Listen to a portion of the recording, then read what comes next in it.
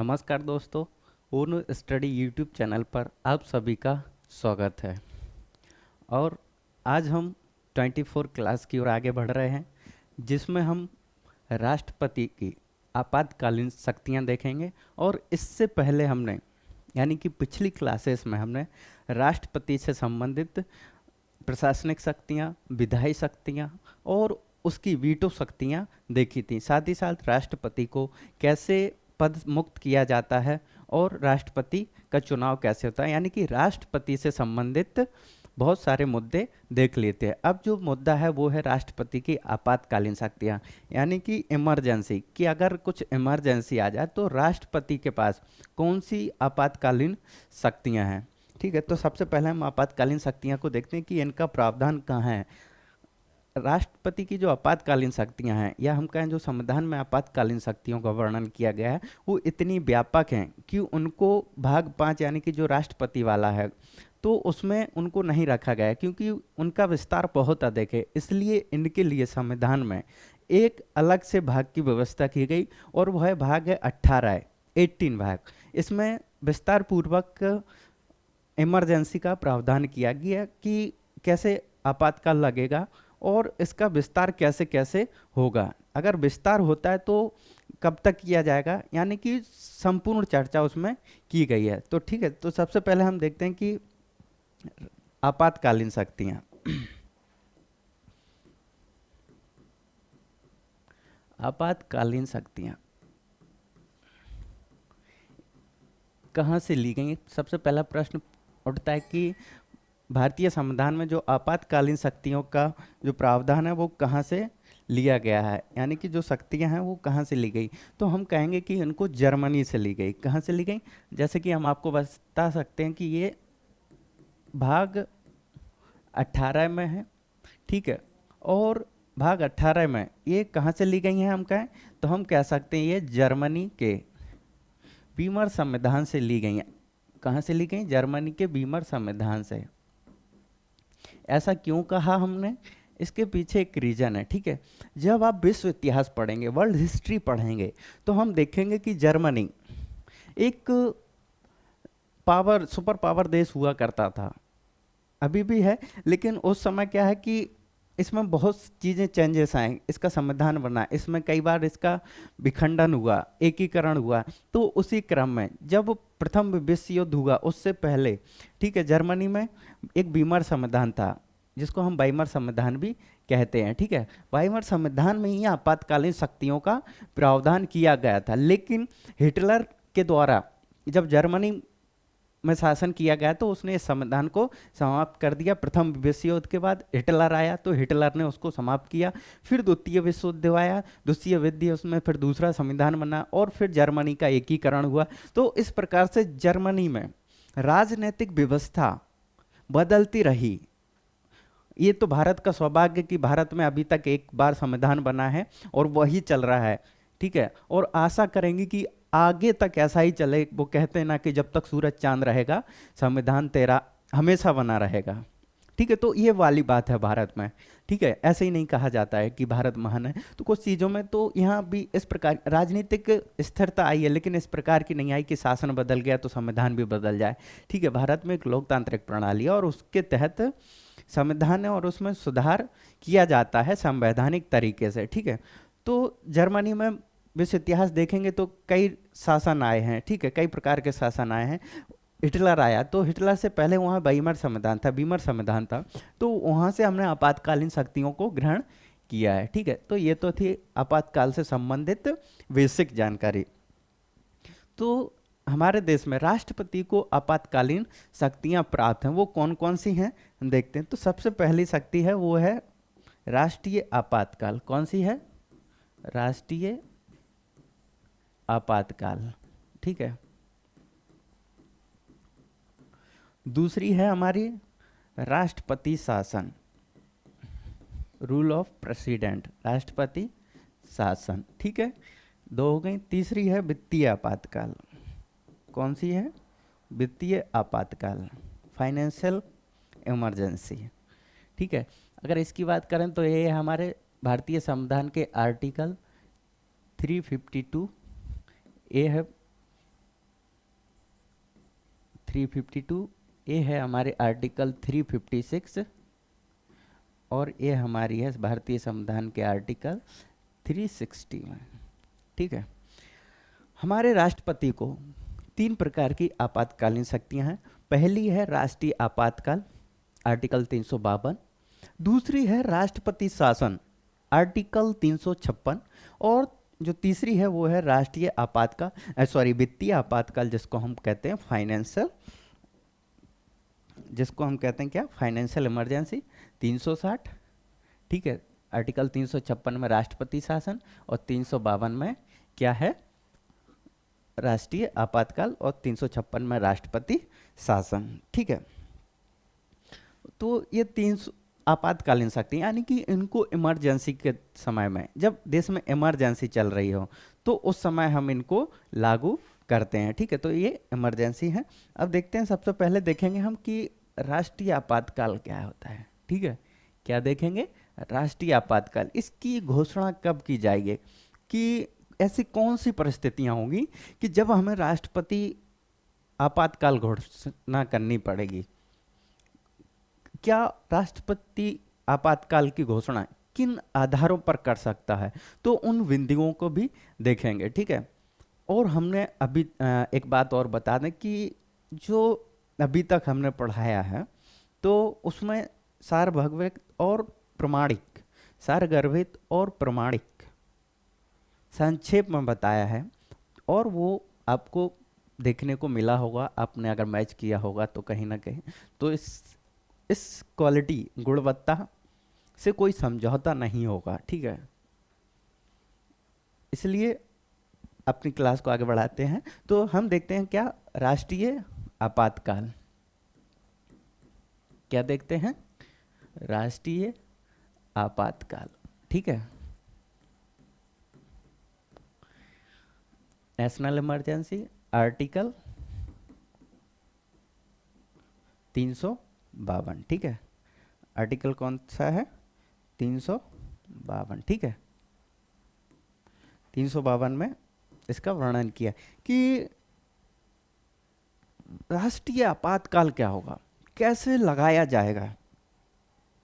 तो इसके लिए हम कह सकते हैं कि इसको हम समझते हैं। ठीक है, कि जब देश में राष्ट्रपति को यह समाधान हो जाए, किसको, राष्ट्रपति को यह समाधान हो जाए, यहाँ किसकी बात हो रही, राष्ट्रपति की, राष्ट्रपति को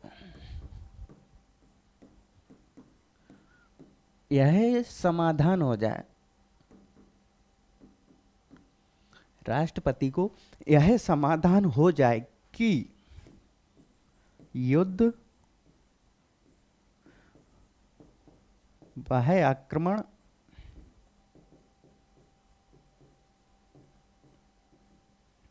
युद्ध, बाह्य आक्रमण और सशस्त्र विद्रोह क्या हो जाए, सशस्त्र विद्रोह,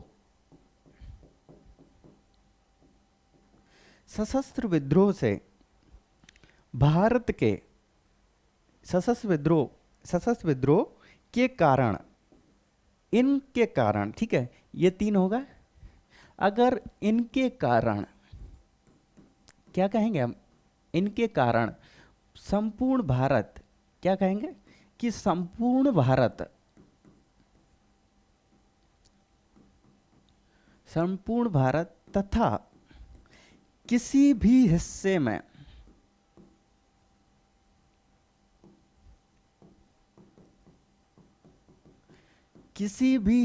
की क्या हो, सुरक्षा खतरे में हो, क्या हो, सुरक्षा खतरे में हो।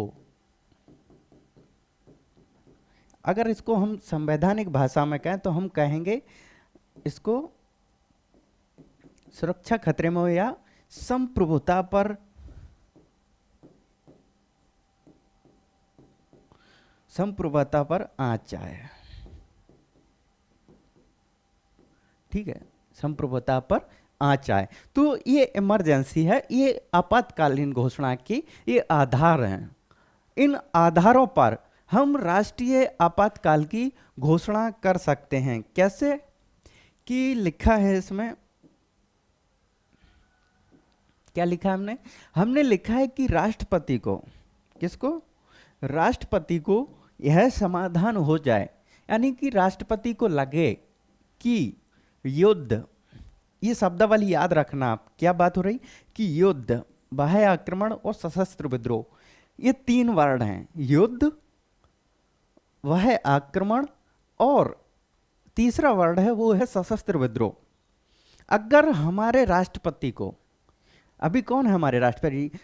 कोविंद जी हैं, यानी कोविंद जी को यह समाधान हो जाए कि देश में युद्ध, बाह्य आक्रमण या सशस्त्र विद्रोह के कारण संपूर्ण भारत के, जो भारत का संपूर्ण क्षेत्रफल है, जहां भारत की संप्रभुता है, या भारत के किसी भी हिस्से में, चाहे वो लद्दाख का हिस्सा हो, चाहे वो केरल का हो, चाहे वह अरुणाचल प्रदेश का हो, चाहे वो गुजरात का हो, यानी कि भारत के किसी भी हिस्से में उसकी सुरक्षा खतरे में है, तो वहां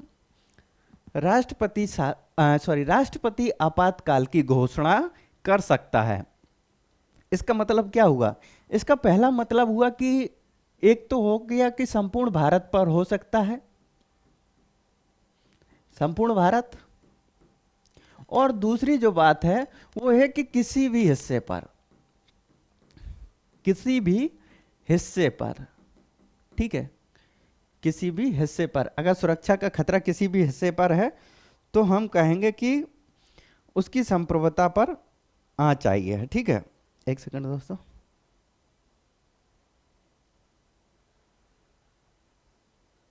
तो इस आधार पर हम राष्ट्रीय आपातकाल की घोषणा राष्ट्रपति कर सकते हैं। तो पहला क्या है? युद्ध। हम मान लेते कि भारत चाइना की युद्ध हो गया, भारत चाइना युद्ध हो गया, ठीक है, दोनों आमने सामने लड़े हैं, दोनों सेनाएं आमने सामने लड़ रही हैं, तो क्या कहेंगे हम कि देश में युद्ध की स्थिति है। किसकी स्थिति है? युद्ध की। तो पहला क्या कि अगर देश में युद्ध चल रहा हो तो क्या हो जाए? राष्ट्रपति को समाधान हो जाए, और राष्ट्रपति किसकी घोषणा कर सकता है? आपातकाल की। ठीक है, किसकी घोषणा कर सकता है? आपातकाल की। ठीक है, युद्ध हो गया, भारत पाकिस्तान से युद्ध हो गया। ये है कि हम पाकिस्तान से करेंगे नहीं, हमारी सेना बहुत बड़ी है, तो हम इन छोटी छोटी चीज़ों में नहीं हो, मान लेते हैं कि हो गया, तब भी हम क्या हैं, हम इमरजेंसी की घोषणा यहाँ हो सकती है, क्योंकि संपूर्ण भारत में या किसी भी हिस्से में की जा सकती है। दूसरा है बाह्य आक्रमण। वही बाह्य आक्रमण, मान लो कि भारत शांति प्रिय देश है, शांति की नीति अपनाता है, ठीक है, लेकिन पाकिस्तान, चाइना, कह सकते हैं कि ये करते रहते हैं, सीमाओं पर उल्लंघन करते रहते हैं, अपनी बातों से मुकरते रहते हैं, सीमा उल्लंघन करते रहते हैं, जो ट्रिटी हुई उनका उल्लंघन करते रहते हैं। मान लो पाकिस्तान का मन हो गया कि चलो आज भारत पर 2-4 परमाणु बम गिरा देते हैं, 2-4 मिसाइल गिरा देते हैं, ठीक है, ऐसा पाकिस्तान का मूड बन गया। मान लेते हैं कि जो शी जिनपिंग का मूड फट गया, बोल देते चलो आज अरुणाचल प्रदेश में एटम बम गिरा देते हैं, तो क्या होगा? युद्ध छिड़ जाएगा ना, बाह्य आक्रमण हुआ है, ठीक है। तो बाह्य आक्रमण से भी क्या हो सकता है? आपातकाल की घोषणा हो सकती है। अब एक बात याद रखना है कि ये जो 2 फैक्टर हैं, ये कैसे हैं? इनको हम कहें तो ये कैसे हैं? ये हैं एक्सटर्नल। कैसे हैं? एक्सटर्नल फैक्टर हैं ये, ठीक है। कैसे हैं? एक्सटर्नल फैक्टर हैं, ठीक है, एक्सटर्नल फैक्टर हैं, ठीक है। यानी कि युद्ध किससे होगा? युद्ध बाहरी देश से होगा। बाह्य आक्रमण कौन करेगा? बाहरी देश करेगा, यानी कि एक्सटर्नल चीजें हैं, ठीक है। तो हम क्या कहेंगे कि ये एक्सटर्नल है। ये दोनों का संबंध किससे है? एक्सटर्नल से है, यानी कि अंतरराष्ट्रीय से है, ठीक है। और हमने देखा था कि हमारा देश कैसा है? संपूर्ण प्रभुत्व संपन्न, ठीक है, हमने ये सब देखा था, तो उस आधार पर इसको हम एक्सटर्नल में रखेंगे। अब जो अगला बचता है वो अगला है हमारा कौन सा? सशस्त्र विद्रोह। सशस्त्र विद्रोह का मतलब है, अगर हमने सुना होगा, अगर आपने सुना होगा, तो जैसे कि हो गया नक्सलवाद, ठीक है, नक्सलवाद क्या है? आतंकवाद। एक्चुअली आतंकवाद एक्सटर्नल और इंटरनल दोनों हो सकता है, लेकिन अगर इसका सटीक उदाहरण देखते हैं तो नक्सलिज्म, जो नक्सलवाद है, जो नक्सलवादी है, वो अगर देश में सशस्त्र विद्रोह कर दें, देश में आतंक फैला दें, इस प्रकार की घटनाओं को जन्म दे दें, जिससे, यानी कि सशस्त्र का मतलब है शस्त्र के साथ आंदोलन कर दें, सशस्त्र विद्रोह हो जाए, यानी कि कानून व्यवस्था, लॉ एंड जो लॉ एंड ऑर्डर होते हैं वो बिगड़ जाएं, ठीक है, तो उस आधार पर भी राष्ट्रीय आपातकाल की घोषणा की जा सकती है। एक बात क्लियर हो गई कि राष्ट्रीय आपातकाल की घोषणा करने के लिए 3 आधार होना चाहिए। पहला आधार है हमारा युद्ध, कि युद्ध की स्थिति हो या युद्ध हो रहा हो। दूसरा है बाह्य आक्रमण, और तीसरा है सशस्त्र विद्रोह। सशस्त्र विद्रोह का मतलब है कि शस्त्रों के साथ में, बंदूक, गोला, पिस्टल, जिस प्रकार के हथियार हो, तोप, अगर इसके साथ युद्ध विद्रोह कर रहे हैं हमारे देश के अंतर्गत, इसका मतलब किससे है? इंटरनल मैटर से है, देश की आंतरिक व्यवस्था से है। किससे संबंधित है? ये आंतरिक है, ठीक है। और ये कौन सा पक्ष था? ये बाह्य पक्ष था, ठीक है, बाह्य पक्ष था। तो हम कहेंगे कि सशस्त्र विद्रोह एक आंतरिक मैटर है, और इस मैटर में अगर सशस्त्र विद्रोह हो जाता है तो राष्ट्रीय आपातकाल की घोषणा की जा सकती है। इसको एक उदाहरण के माध्यम से समझते हैं, ठीक है। अभी क्या चल रहा है? किसान आंदोलन चल रहा है, ठीक है। क्या चल रहा है? किसान आंदोलन, ठीक है। अगर इसको हम वर्तमान स्थिति से जोड़ के देखें, अगर वर्तमान जो समस्या चल रही है वो चल रही है किसान की, वो समस्या क्या है, क्या उस समस्या का समाधान है? तो इन चीजों को लेकर हम देखेंगे कि क्या स्थिति है वास्तविक, क्यों ये युद्ध हो रहा है। जल्दी ही इस पर एक क्लास होगी आप लोगों की, और इस पर एक अच्छा सा क्लास लेंगे, ठीक है, कि किसान क्यों आंदोलन कर रहे हैं, किसानों की क्या मांग है, और सरकार क्यों नहीं बदला, यानी कि सरकार क्यों नहीं बदल रही है उन कानूनों को। तो इन सभी पर एक चर्चा होगी और देखेंगे उसमें डिस्क्रिप्शन में, ठीक है। तो ये मान लेते हैं कि अभी ये किसान आंदोलन चल रहा है, ठीक है। इस आंदोलन में कैसा है? शांतिपूर्ण तरीके से हो रहा है ना। लोग क्या कर रहे हैं? धरना कर रहे हैं, ठीक है। इस प्रकार की चीजें हो रही हैं। कोई ऐसा तो नहीं है कि किसान बंदूक लेकर लड़ रहे हों कि नहीं आज तो मोदी जी को निपटा डालेंगे, आज होम मिनिस्टर को निपटा लेंगे, आज योगी जी को निपटा डालेंगे। नहीं ना, उनका काम तमाम नहीं हो रहा ना, या सिविलियन को परेशान तो नहीं किया जा रहा ना। मतलब वो आंदोलन कर रहे हैं लेकिन शस्त्र के साथ नहीं कर रहे हैं।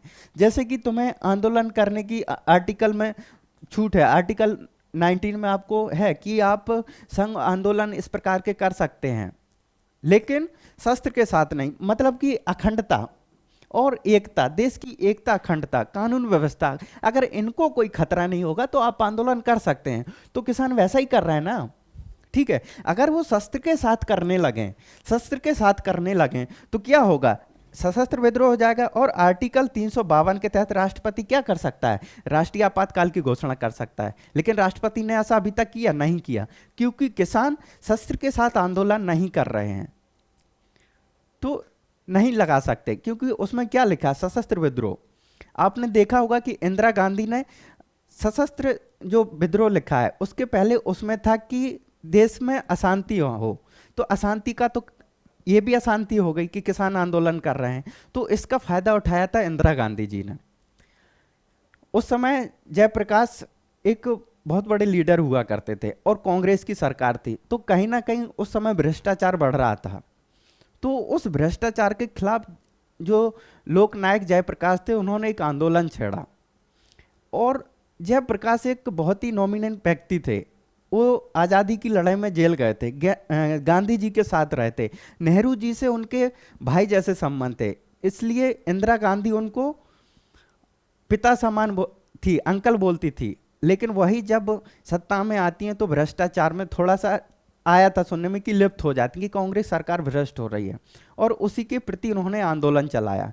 तो जयप्रकाश को उन्होंने अरेस्ट करने के लिए क्या किया था? नेशनल इमरजेंसी लागू करवा दी थी कि ये देश में अशांति फैला रहे हैं। तो उसी के चलते इस आर्टिकल में दो संशोधन, यानी कि उस संशोधन के माध्यम से दो चीजें जोड़ी गई, और वो दो चीजें क्या थी? जब 44वां संविधान संशोधन हुआ, 44वां संविधान संशोधन हुआ 1978 में, तो इसमें दो चीजें जोड़ी गई। पहला जोड़ा गया कि अशांति जो शब्द है, अशांति जो शब्द है उसकी जगह लिखा गया कि सशस्त्र विद्रोह होना चाहिए, सशस्त्र विद्रोह होना चाहिए। ठीक है, इसको किया गया। और दूसरा है इसमें कि जो सलाह है वो कैसी हो? कैबिनेट या मंत्रिमंडल लिखित सलाह देगा। कैसी देगा? लिखित सलाह। ये लिखित वर्ड बहुत महत्वपूर्ण है, लिखित सलाह। आर्टिकल 352 में इनका प्रावधान किया गया, क्योंकि इस शब्द का दुरुपयोग किया जा रहा था। ठीक है, पहले क्या होता था 1978 से पहले कि मंत्रिमंडल यानी कि मंत्रिपरिषद को, और मंत्रिपरिषद का हेड कौन होता है? प्रधानमंत्री होता है। उसकी सलाह पर राष्ट्रपति काम करता है। आर्टिकल 74 क्लॉज 1 पढ़ा होगा, तो उसमें यही लिखा है कि राष्ट्रपति मंत्रिपरिषद की सलाह पर कार्य करेगा। ठीक है, तो यही हुआ। उस समय अशांति हुई, और अशांति का उन्होंने मतलब किया कि ये है, तो और उन्होंने घोषणा करवा दी। लेकिन बाद में ये सारी चीज़ें सामने आ गई थी। वहाँ के जो कांग्रेस के जो नेता थे उन्होंने मीडिया के सामने बोला कि हमारी कोई बैठक नहीं हुई है और ये तो प्रधानमंत्री की मनमानी थी। तो वो अलग मुद्दा है। जब इतिहास पढ़िएगा आज़ादी के बाद का, तो बड़ी रोचक कहानी है भारतीय राजनीति की, कभी मौका मिलेगा तो देखेंगे। तो उस समय फिर ये इसका फायदा उठाया, तो उस अशांति शब्द को किससे रिप्लेस किया गया?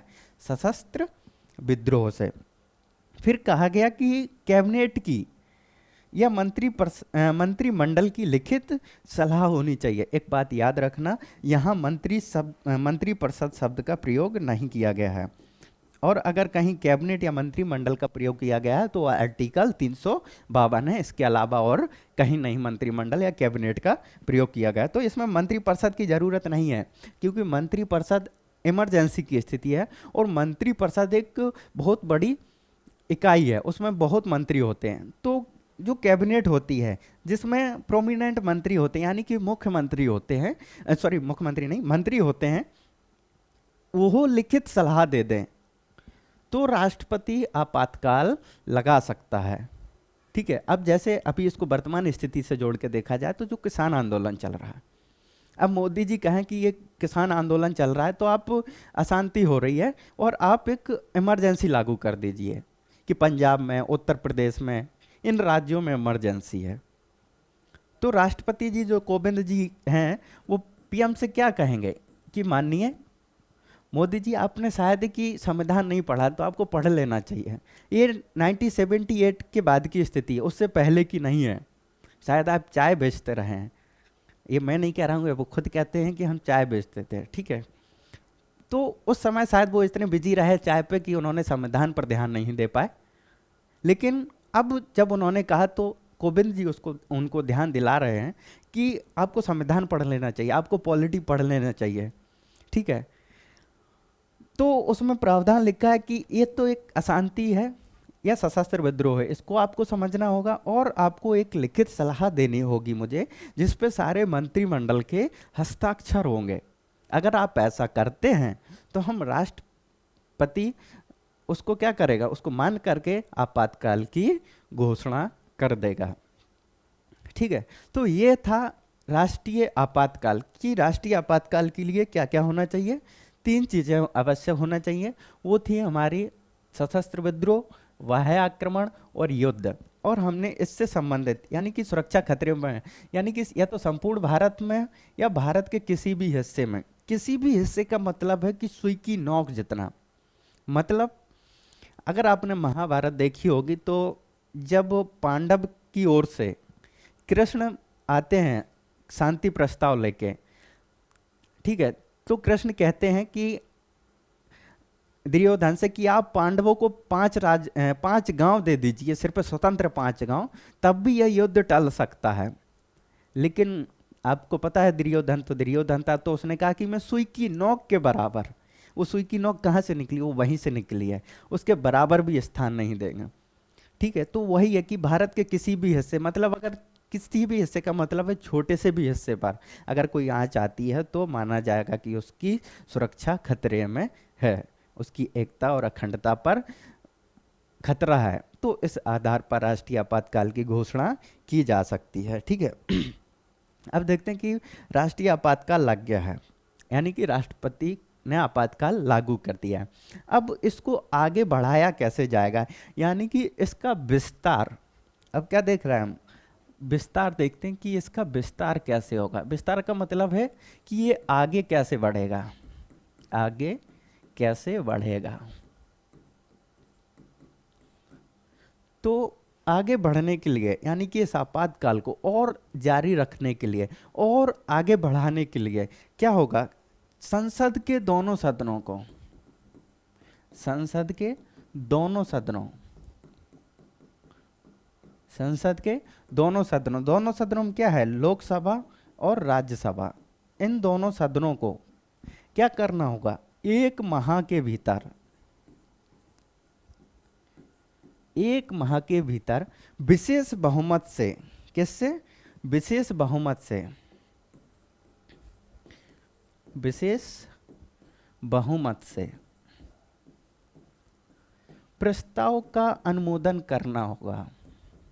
ठीक है, क्या करना होगा, प्रस्ताव का अनुमोदन, अनुमोदन का मतलब साधारण भाषा में समझें तो सहमति देने होगी, किससे, विशेष बहुमत से, एक माह के भीतर। अगर संसद के दोनों सदन ऐसा करते हैं तो राष्ट्रीय आपातकाल कितने माह के लिए, 6 माह के लिए आगे बढ़ाया जा सकता है। ठीक है, अब आपातकाल है और लग रहा है कि स्थितियां अभी कंट्रोल में नहीं है, स्थितियां अभी कंट्रोल में नहीं है कि साधारण जो सामान्य व्यवस्था है वो संचालित हो सके, तो इसलिए उसको आगे बढ़ाने की आवश्यकता है। जब आपातकाल को आगे बढ़ाया जाएगा तो ये होगा कि संसद के जो दोनों सदन हैं, लोकसभा और राज्यसभा, वो एक माह के भीतर क्या करें, एक माह के भीतर उसको विशेष बहुमत से, याद रखना यहाँ विशेष बहुमत है, ठीक है, क्या है, विशेष बहुमत से उस प्रस्ताव को अनुमोदित कर दें, और इसके चलते क्या होगा, उस प्रस्ताव को आगे कर देंगे तो वो 6 माह के लिए बढ़ जाएगा। ठीक है, अलग अलग करना है, एक साथ नहीं, यहाँ रखना है अलग अलग, लोकसभा अलग करेगी, राज्यसभा अलग करेगी। ठीक है, क्या है, लोकसभा अलग और राज्यसभा अलग अलग करेगी। तो ये तो हो गई विस्तार से संबंध, और ऐसे करके आगे इसको बढ़ाया जा सकता है। ठीक है, जस्ट एक सेकेंड दोस्त। अब आगे बढ़ा दिया गया तो अब इसका मतलब है कि इसकी समाप्ति कैसे होगी, बढ़ा दिया, मान लेते कि स्थितियां सामान्य होने को है या स्थितियां सामान्य हो गई हो, तो इसको आगे कैसे बढ़ाया जाएगा।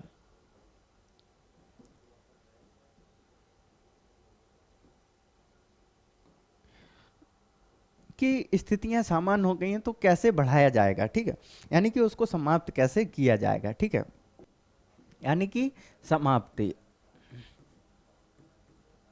हम समाप्ति की बात कर रहे हैं। तो पहला तो है कि राष्ट्रपति अपनी घोषणा को कभी भी वापस ले सकता है। कौन, राष्ट्रपति, राष्ट्रपति अपनी घोषणा को कभी भी वापस ले सकता है, कभी भी वापस ले सकता है। इसका मतलब पहला है कि राष्ट्रपति आपातकाल की कभी भी समाप्ति कर सकता है। ठीक है, और दूसरा है लोकसभा साधारण बहुमत से प्रस्ताव पारित कर, प्रस्ताव पारित कर आपातकाल की समाप्ति कर सकती है।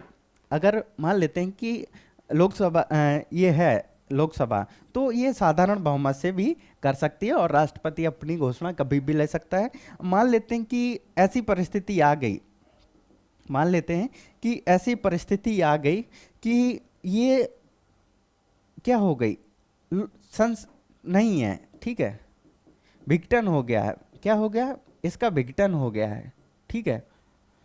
किसका, तो कौन करेगा, तो हम कहेंगे कि राज्यसभा कर देगी, ठीक है। तो उस समय कौन कर देगी, राज्यसभा कर देगी, ठीक है। अगर नई लोकसभा का गठन हो जाता है तो किसको कर रहा है, वो नई लोकसभा करेगी, ठीक है। यानी कि अगर लोकसभा है तो लोकसभा कर देगी, नहीं है तो राज्यसभा कर देगी, ठीक है। नहीं तो वैसे तो राष्ट्रपति रहता ही है, तो राष्ट्रपति सामान्यतः उस घोषणा को वापस ले लेता है। तो ये है आपातकाल से संबंधित प्रावधान। अब देखते हैं कि जब राष्ट्रीय आपातकाल लगता है तो क्या प्रभाव पड़ता है देश पर, यानी कि राजनीतिक व्यवस्था पर। क्योंकि जो चीज में बदलाव आता है तो कहीं ना कहीं प्रभाव पड़ता है ना। तो उसी प्रकार से जब राजनीतिक व्यवस्था चेंज की जाती है तो कहीं ना कहीं उसमें भी प्रभाव पड़ता है। अब देखते हैं कि इसका प्रभाव क्या देखेंगे कि नेशनल इमरजेंसी का प्रभाव। तो सबसे पहला प्रभाव तो यही पड़ता है कि केंद्र द्वारा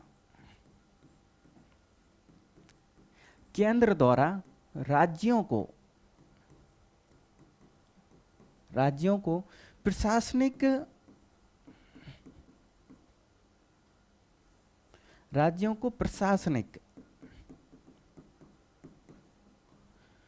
प्रशासनिक कार्यों हेतु निर्देश दिए जा सकते हैं। क्या दिए जा सके, निर्देश दिए जा सकते हैं, ठीक है, निर्देश दिए जा सकते हैं। इसका मतलब है कि जो प्रशासनिक व्यवस्था जो राज्यों में चल रही है, उससे संबंधित निर्देश कौन देगा, अब वो सेंट्रल गवर्नमेंट देगी, क्योंकि वहां राष्ट्रीय आपातकाल लगा है। तो सबसे पहला यही प्रभाव पड़ता है कि केंद्र वहां निर्देश देती है प्रशासनिक। तो इससे क्या होता है, इससे संघवाद प्रभावित होता है।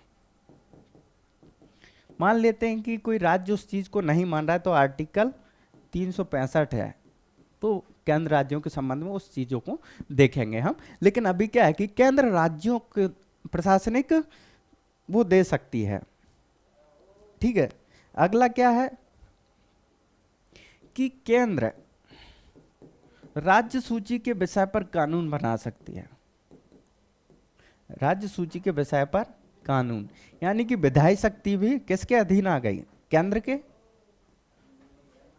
क्या हो गया, विधायी शक्ति किसके अधीन आ गई, वो भी राज्य के केंद्र के अधीन आ गई। तो ये भी हो सकता है, ठीक है। अगला क्या है, अगला प्रभाव जो पड़ता है हमारा वो इंपॉर्टेंट है, और वो प्रभाव पड़ता है हमारा मौलिक अधिकारों पर। किस पर पड़ता है, मौलिक अधिकारों पर, ठीक है। फंडामेंटल राइट पर पड़ेगा। फंडामेंटल राइट पर कहा जाता है कि जब राष्ट्रीय आपातकाल होगा तो आपके मौलिक अधिकार निलंबित किए जाएंगे। जैसे लिखा है कि आर्टिकल जो 19 है ये तो स्वतः निलंबित हो जाता है, ठीक है। कौन, आर्टिकल 19। लेकिन बाकी के जो आर्टिकल हैं, बाकी के जो मौलिक अधिकार हैं, उसको राष्ट्रपति को एक आदेश जारी करना होता है। लेकिन आर्टिकल जो 19 है वो कब होगा, जैसे ही राष्ट्रीय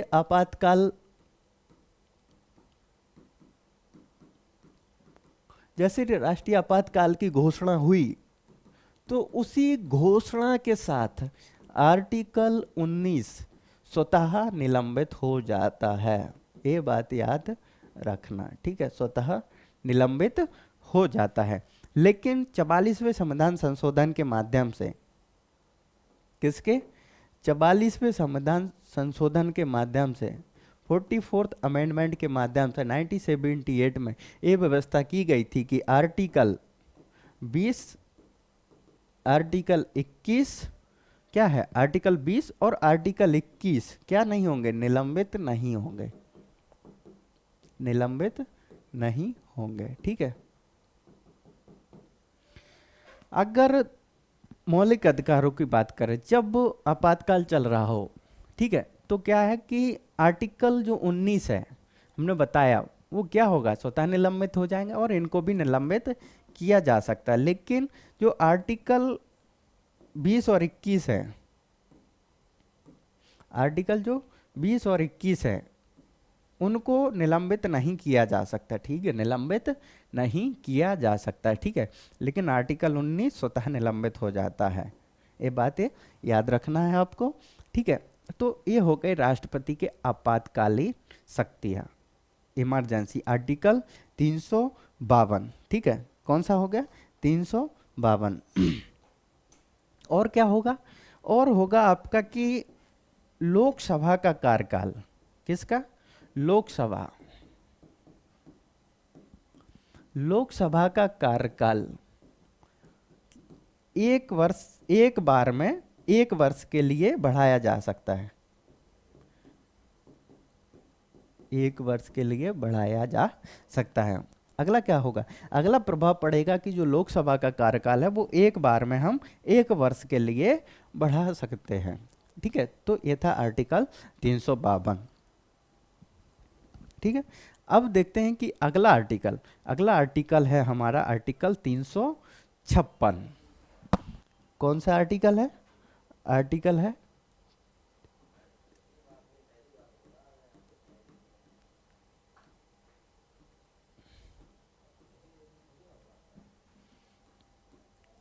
आर्टिकल 356। 356 क्या है, इसमें है राष्ट्रपति शासन।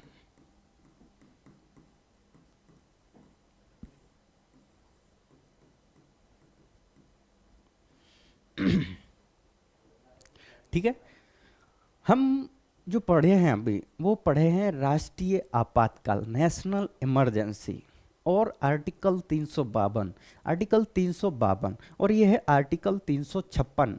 आर्टिकल 356 यानी कि राष्ट्रपति शासन, रूल ऑफ प्रेसिडेंट, इसका मतलब राष्ट्रपति का शासन। ठीक है, हम एक बार इनको एक बार पढ़ लेते हैं, उसके बाद जब क्लास समाप्त होगी तो इन चीज़ों को एक बार समराइज कर लेंगे। ठीक है, तो राष्ट्रपति शासन है इसमें कि राष्ट्रपति शासन कब लगाया जाता है। राष्ट्रपति शासन तब लगाया जाता है राष्ट्रपति को यह समाधान हो जाए, क्या हो जाए, राष्ट्रपति को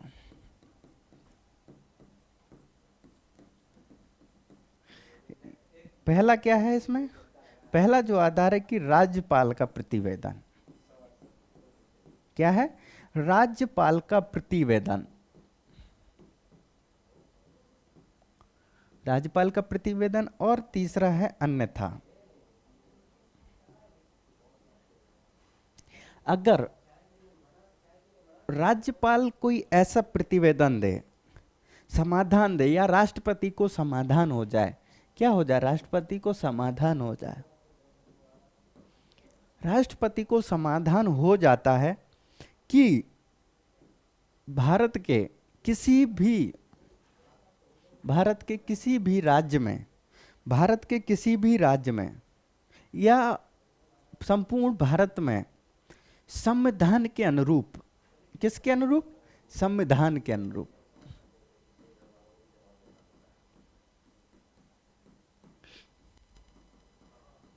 संविधान के अनुरूप शासन नहीं चलाया जा रहा है, क्या नहीं हो रहा है, शासन नहीं चलाया जा रहा है, तो उस संवैधानिक विफलता को, संवैधानिक विफलता को राष्ट्रपति शासन कहते हैं। क्या कहते हैं, संवैधानिक विफलता को राष्ट्रपति शासन कहते हैं। एक सेकंड दोस्तों, इसको देख लेते हैं क्या है राष्ट्रपति शासन। क्या है राष्ट्रपति शासन का अर्थ है कि भारत के किसी राज्य या संपूर्ण भारत में जब शासन व्यवस्था को संविधान के अनुरूप न चलाया जा रहा हो, यानी कि संविधान में जो नियम और कानून हैं उनसे हटकर चलाया जा रहा हो, यानी कि संविधान का पालन ना किया जा रहा हो, तो ऐसी स्थिति में क्या होगी, संवैधानिक विफलता होगी। उसी संवैधानिक विफलता को ही राष्ट्रपति शासन कहा जाता है। अगर किसी स्टेट में ऐसा होता है तो कौन, राज्यपाल प्रतिवेदन भेजेगा एक राष्ट्रपति को कि हे माननीय, हमारे राज्य में संवैधानिक विफलता, यानी कि जो शासन है, प्रशासन है, वो संविधान के अनुरूप नहीं चल रहा है, इसलिए आप यहाँ राष्ट्रपति शासन की घोषणा करें।